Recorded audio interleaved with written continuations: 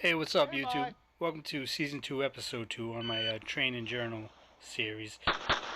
These episodes, they're going to be few and far between, but I will pack them with as much information and updates on my training and my shooting, my equipment as possible, so it'll be at least worth the watch. So the video that's on now is from my last local match on a stage that I DQ'd on. It's my first DQ of my career, and I was pushing really hard, and like I said, you push till the wheels fell off. I've been training my movement and speed pretty much primarily for the past couple months or so, and I think I might have hit a point of diminishing returns with that because my accuracy is suffering. My last two matches I shot, my times were on par with the local heat, but my hits were atrocious. Not this last match because I DQ'd the match before that where I had 6 mics for the whole match. So I think it's time now. I gotta bring it all into focus. So I made the comment about kind of working more on accuracy, and I got some expertise coaching, and so basically what my big thing is to work on right now is basically my entries. So if you watch my videos, most of my entries are hard on one foot, so I'm going to try to master that kind of roll into position thing. I'm flowing smooth during these stages for the most part, and again, my times are good, but if this is really the key to like picking up my accuracy, then that'll be amazing. If I can keep the same speed that I'm moving at without the accuracy issues, then I think I'll be in a good spot. Overall, I'm pretty happy with my performances. I mean, TQ aside. But again, my times were up there with the heat. My hits, where the first match my hits were god awful. The second match before the DQ, my hits were actually a lot better because I was working on the accuracy a little bit, and also I added the jalapeno to my grip. More on that later. You'll also notice that this video is primarily starring Mallory. She doesn't shoot as well as Meredith. Meredith, you guys know if you watch my videos, that's the honcho. But I don't know. I'm kind of in a Mallory mood lately. It's an older style open gun, but again, I'm liking the way it shoots. I'm liking the rhythm on it. It's the fit and feel.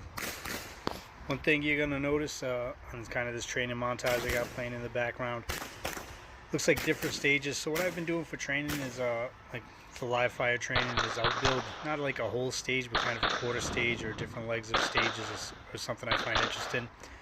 And I'll make sure I have at least 4 arrays set up, and I'll kind of cycle through the arrays so that way I have a different start position every time. And I'll maybe go through 100 rounds in a session doing this.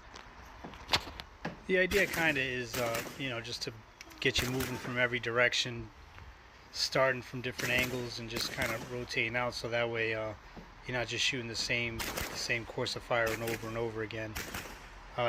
This all happens to us when we do that. You shoot the same course of fire and you notice that your times from the beginning are drastically different at the end because you're warmed up, and by the end of your training session you're on fire. So trying to kind of prolong those cold starts. So out of one training session I'll get at least 4 cold starts, I guess you kind of say, and then kind of make it more like a match. You start the multiple stages from different positions. So I like it. It's been working out.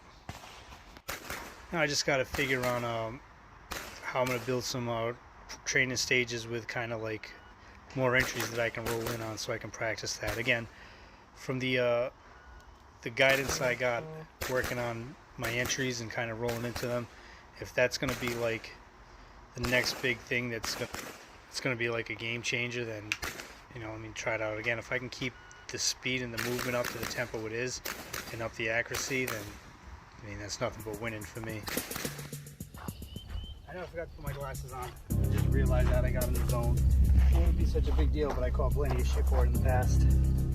There we go. Safety first.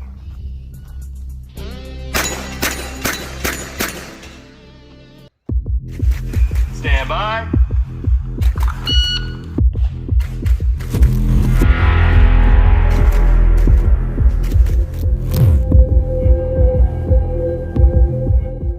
What's up, YouTube? Welcome back to this update, this installment of my loadout corner, my gear room. I don't know what I'm gonna call this, but today I'll give you guys the latest update on Mallory. You've seen her in the intro. Before we start, magazine is empty.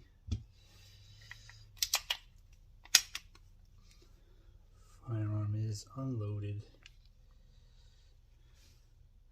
inspect the chamber. Alright. Safe weapon. Alright, so recap of the last time we spoke about Mallory. I was fiddling with some of the ideas. I had a couple crazier ideas that didn't pan out. Like I wanted to put a CCO on there, an aim point optic for like a Comp 4. I don't know what the civilian name for it is.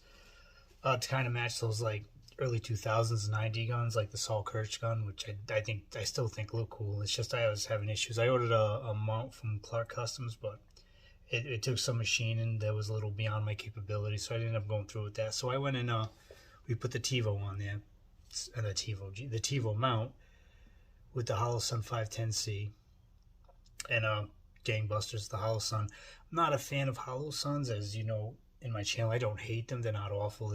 They're not my go-to. But for this purposes, for that giant ass window, then the Holosun works out. And they got the solar panel and the battery life. I mean, they're not awful. Again, I don't hate them. They're great for what they are. They're just not my cup of tea. But again, this makes me a hypocrite because I'm running a Holosun on this thing, and it's been working gangbusters. I can't complain. What else did we talk about on the last time? So, as in all the other girls, Lucille and Meredith, they all have the magazine extension, the Dawson, let me go put it that way, the Dawson magazine release extension, which fits my hand and my grip perfect. I very rarely hit that by accident. It's happened. I can't say it's never happened, but few and far between, like a lot. Another hurdle I don't know if I mentioned on the last one, was the slide racker. You can see that's the notch for the slide racker there, but given the TiVo mount, it didn't really fit great, and I didn't like that one as it was. I tried cutting it down a little bit and shaping it, but it just didn't work out. So right now I'm running it sans a slide racker. Alright, something else I spoke about, another thing that hasn't happened yet, which I'm on the fence with, I'm going to see, but putting a Gepard trigger in there, which really, at this point, it would just be aesthetics, because the plastic trigger that's in it, it's fine on its own, perfectly serviceable. If I did change it, because I like having the red triggers, because I like having the red triggers in my gun, it would just be an aesthetic thing. This is not the same plastic grip that came with the gun. We're going to talk about that in a little more depth in a second. Another part of my plan was to put a PT Evo grip on that, and that's still yes and no on the table, on the drawing boards of the future plans. I like the weight that it adds to the gun. Like, if you follow my channel, I prescribe to the ongoing theory that you want the guns to be heavier in the grips and in the frames, not so much the weight coming off the dust covers, but kind of balance. There's 100 other guys out there, gunsmiths, who've spoken about it, and if you're watching this video, you probably already know about that whole thing. So that and the aggressive grip that comes with those Evo grips was a selling point, but I've kind of backed off that a little bit, and I'm going to that right now. So I'm going to start by showing you, it's not an unmodified grip, but closer to like a factory plastic grip. Stand by. Alright, so this is, besides the stippling, there's already been undercuts made to it. This is what the grip would look like mostly if you were to get a Staccato STI Gen 1 grip. They have the Gen 2 grip, totally different animal. It doesn't fit with some of the mag releases. That's neither here nor there. So this is the Gen 1 grip, and this is kind of the same thing that I had that was on there when I first got her. It was all right, you know what I mean. The stippling a little worn down already, but nothing awful. Like, again, with a little pro grip on your hands, perfectly serviceable. But I made the decision to go to silicone carbide. I seen a couple of different ways of doing it than I've done in the past that looked like they yielded better results, which they did. Talk about that too a little bit more. And another thing I saw is people were using like 2-part putty or epoxy to mold the grips to be more ergonomic. Saul Kirch, again, Double Alpha Academy, has a product they sell in videos that are already like 10 years old or something like that, where they were selling this way before. All these fads are reciprocal. So Double Alpha was selling a kit for this exact thing way before, but it's starting to come into fad. I saw recently a video of Mason Lane, and he's talking about his P320, and some he's doing. So I figured that excited me. So I wanted to change the grip. I already had in mind I was going to go from this grip to the PT Evo grip, but I said, well, in between, let me mess around with the mold, the 2-part epoxy, and let me see if I can't make something more ergonomic.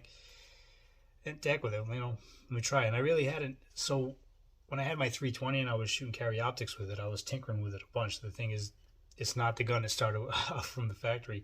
But since I moved to the double stacks, I've been more hesitant to tinker with them because of the price behind them. But with Mallory here, I kind of threw caution to the wind, and I've been really having some fun. I realized how much part of the game was tinkering with your kit and your gun and trying the different things, and it's kind of reignited a spark in this. Like I have the PT Honcho, and it's an amazing gun. I've done a video on it, but the gun's expensive. I don't want to mess with anything on there. I don't want to change any springs unless it's the like regular maintenance.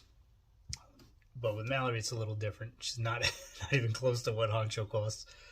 So I've been taking with her, having a good time. So started off with this, and then we got into this. So this, right now, you can see the profile's a little oblong. It gets fatter in certain areas. So before I put the silicone carbide on, I used a 2-part epoxy. It's called green epoxy, I think. I threw out the label. I don't have it anymore. But if you Google or go on Amazon and just search 2-part green epoxy, it'll come up, and it's 2 parts. One part is yellow and the other part is blue, and you mix even parts together, and you have to meet it together. It's kind of a pain to actually get it mixed, but once the whole thing turns green, it's ready to apply. Takes approximately an hour to cure, and after it's cured, I give it all night. Like if I put it on at like 1800, 6 o'clock at night, then I let the thing sit till the morning just to be on the safe side. But per the label, it takes an hour to cure. Or is it 24 hours? I could be wrong. Buy it, read the label yourself. But I had the kind of, I realized it's a lame brain idea, and I knew it was then, but you got to try it. You don't know if it's going to work if it doesn't work. So I made kind of a big shelf here, and that was like to catch my outside grip, and so I could apply pressure here, pressure like forward with my sport hand and on the top, kind of like. But what that did, and I also fattened it up on this side too, to try to even it out. Or I had the idea like maybe if my grip, that gap that kind of is in sometimes in some pistols you hold, and there's a gap. I don't use this hand, but there's a gap right there. So I'd beef that up to get that gap, more surface area on the gun. So what I found with that was it spread my hands too far. So, usually you're nice and tight like this. Now my hands were like that, and that diminished a lot of my my grip. That diminished a lot of my grip strength. So my dot would go from just a straight line up and down when I was testing it to like it was squiggling. It returned to 0, oddly enough, but it was a very sloppy dot. Like if you shoot carry optics or you shoot open, and your grip is down packed, or you got like a really great open gun like a Chaos or a Honcho, and you shoot that thing, the dot, you know what I mean? If you got a sloppy grip, that streak might be higher or lower, but it's a streak. But when I did that with the grip, it was a swatch, not a streak. So I ended up taking it down. I took it down a lot, but I left a little bit there, a little bit of meat for my hands to get into. And I still left the meat here on the sport side. I took it down a little bit and tried to make it more realistic. And I put it on the gun, and it did better. It was good. Like there's something to like more surface area on the grip to get your hands on. There's something to that, and I had decent results with that. Not awful, but not amazing either. Not for all the trouble I did, because by the time you put the epoxy on and you wait for that to cure, and you go put the silicone carbide on and go through that whole step, you're talking about it's a couple hours ordeal. So I wasn't too happy with it, so I decided I'm going to redo it. I still like the idea of like something ergonomically built into the pistol grip, but I realized my Mach 1 was dumb, so away with Mach 1. So we come to what we have here. I didn't do anything on the support side, just regular silicone carbide.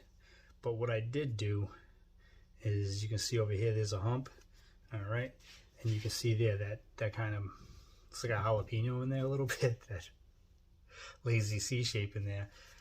And what that does, it catches, I can't get on camera good enough, but that just catches right in here. It just sits right in there, and like, just trying it out, but I'm gonna be honest, like I probably shouldn't say anything to these guys because it worked out so great. It's a marked improvement in my accuracy, especially the faster I shoot.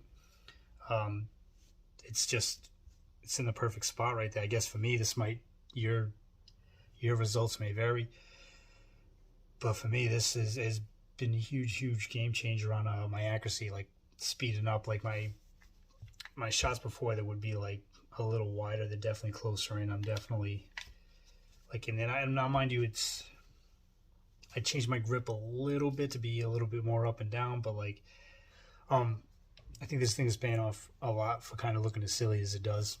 Just kind of like that little jalapeno in there. Again, things may change with you. Like what I would recommend if you're going to try this is put the putty on, like put like a cylinder, as much as you can get a cylinder of the putty onto the grip, press with your hand and kind of see where it deforms and where it pops out, and use that to measure where you actually want to apply it. Little caveats if you're going to apply it, if you're going to try this out. So you want to be somewhere close to the middle. If you're too far back, you're not going to catch your hand right, at least for my hand, so you definitely have to play it out. But for me, I had to come in the middle. And to be honest, I could probably go a little further forward too and get more results out of that. Another thing you want to be careful for is, how do I show you this? So, yeah, do it this way. You can see where that lies to where my strong hand fingers come around. You don't want this to interfere with your strong hand fingers. This works out. So you don't want the jalapeno to interfere with your strong hand fingers going around. You want to make sure there's enough clearance so it sits where it normally sits, because you don't want it messing with your grip at all or changing anything. That's another thing I realized with this one. It changed my grip, so it changed the way I shot. So out the window with that. So you want to make it as minimalist, I guess, as possible. You don't want it to affect anything but what it's intended to affect there, and that's just giving you some more surface area, some backrest, so you can put that support palm into. So yeah, that's been working out great. Pretty happy with that. I'm actually pretty surprised at that. Usually I try these harebrained ideas and they never pan out. This one actually panned out. I'll give it a shot. It might not work for you. It worked for me. Again, your results may vary, but this actually worked pretty gangbuster for me, for the point where I ordered a gun for carry. Well, if they end up doing single action and carry optics or some probationary division like that, I'll use it for that too. But I ended up ordering a staccato, which if it comes in, then I'm gonna apply the same thing here, because that's how well this worked. What's good about it is, how am I gonna say this? It's a passive upgrade. I didn't change my grip. I don't think about like when you put a thumb rest, you have to change your grip and think about how, until it becomes muscle memory, how I'm gonna apply pressure to the thumb rest. This isn't. It's passive. I don't think about it. I didn't change my grip. I didn't change my training. I just grabbed the gun the way I always do, and now I barely even feel it there. Like it works out huge with that. So it's something small you can do. It's a little bit of labor, but it's something you can do that's going to increase, for lack of a better term, the gun return to zero. Your shot groups being closer, for practical shooting. I don't know for bullseye or for anything other crazy, but if you're doing USPSA, IPSC, IDPA, I don't know if they'd allow that in IDPA or the other divisions of, like carry optics. I have no idea. This is open, so, but it's huge. That was so give it a shot. If it works for you, it doesn't work for you. It's worked for me. I'm pretty happy with it. All right, so another issue that popped up with Mallory. So you see in all the videos leading up to this, there's a point where I'm shooting, it looks like I'm getting trigger freeze. Well, that's not trigger freeze. I don't know if it's because the way I put it back together. I've taken it apart and put it back together a bunch of times, and mind you, I'm not as experienced with the double stacks as I was with my 320, and it's not as easy as the 320. As you guys know, 320 things pop right out unless you're changing the trigger springs. So that stuff is fairly simple. A little more complicated with this gun. What was happening is again, I'm not an expert, so if I'm not using the right verbiage or I'm not explaining something totally efficiently, you're gonna have to forgive me. So the trigger return, that function where the trigger kind of bounces back, was definitely weak when I already had when I initially got her, but nothing I really paid attention to because she worked fine. I never had any issues on my initial testing. But as I kept stripping her back, that got worse or weaker, and I don't even know if that's fully the case from what I think I fixed. But that was causing So what would happen is the best way. I'll just describe what was happening when I shot. So I'd shoot, and I'd lift my finger enough where it reset before and where it resets in all my other double stacks. But then the hammer wouldn't like my trigger wouldn't be reset. So I would shoot. I'd basically go for a double on my second pull, nothing happens, and I'd have to let my finger all the way off the trigger and then back on. And so a fix right in the range day when this started happening, after I finally got it back together, was to just do, big wide presses. But I don't want to shoot like that. That's not how I've been shooting, and also that's not great to, those big mondo presses are gonna cause accuracy issues. I was kind of like stuck, like I didn't really know, like I was gonna have to call a couple gunsmith buddies and kind of figure out to point me in the right direction. And it was kind of serendipitous because that night Adam from Atlas Gunworks put out his video. They were talking about, what do you call these things? Again, I'm not an expert. This is 45,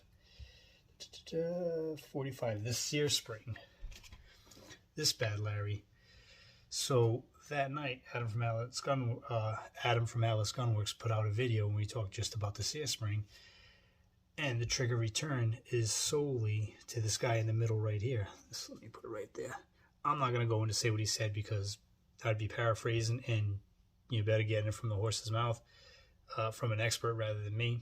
But anyways, I was going to adjust this one, but it turns out I had an extra sear spring in one of my kits.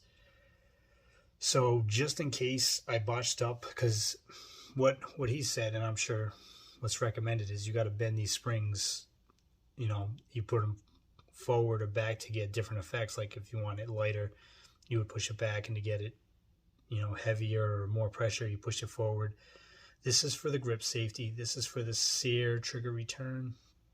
And this, I forgot what he said what that was for. Watch the video. It's just go to that page. I'll put a link in the description below.